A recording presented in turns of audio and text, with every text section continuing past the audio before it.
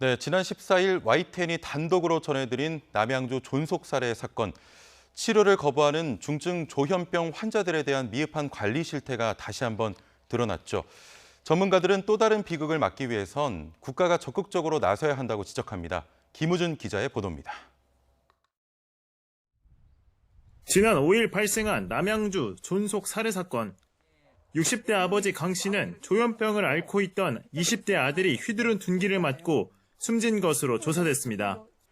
아들의 증세는 심각한 상태였던 것으로 전해졌습니다.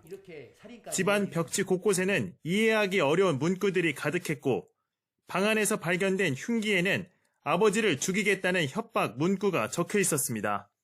아주 심해진 거는 올 초부터 더 계속 심해지는 거예요. 강도가 세지고. 강 씨는 숨지기 전 아들의 치료를 위해 수차례 도움을 요청했지만 관할 보건소와 지역 건강복지센터는 번번이 거절했습니다.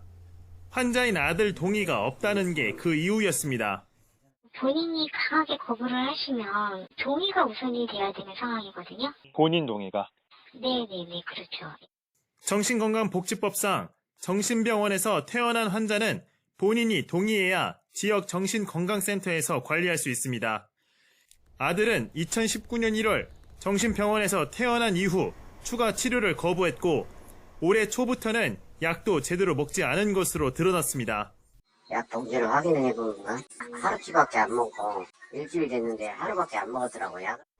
지역사회 관리를 받을 수 없던 강 씨가 유일하게 기댈 수 있는 수단은 강제 입원.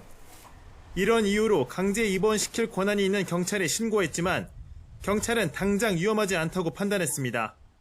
결국 한 달 뒤 강 씨는 집 앞 화단에서 숨진 채 발견됐습니다. 하도업사무소나 동부지소를 가서 부탁을 해도 전혀 본인이 동의하지 않는 한 어떤 방법이 없다고 지역사회의 도움을 전혀 받지 못했습니다. 전문가들은 치료를 거부하는 조현병 환자들이 방치될 경우 이 같은 사건은 언제든지 일어날 수 있다고 지적합니다. 이렇게 사실 큰 비용을 들이지 않고도 얼마든지 해결할 수 있는데도 불구하고 아직까지도 해결이 되고 있지 않다는 게 제일 문제고.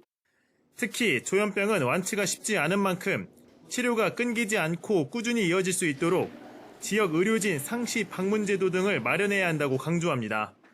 중증 정신질환자의 위험성이 있는 경우는 단순히 의료적 측면만 있는 것이 아니라 치안의 측면도 있습니다. 따라서 치안의 측면이 있기 때문에 국가가 적극적으로 개입하고 책임을 져주는 것이 필요하다고 봅니다. 최근 5년 동안 중증 정신질환자에게 숨진 피해자는 모두 325명. 더 이상의 비극을 막기 위해선 가족만이 아닌 국가가 함께 책임지도록 제도를 정비하고 관련 시설과 전문 인력을 확충하는 게 시급하다는 목소리가 커지고 있습니다. YTN 김우준입니다.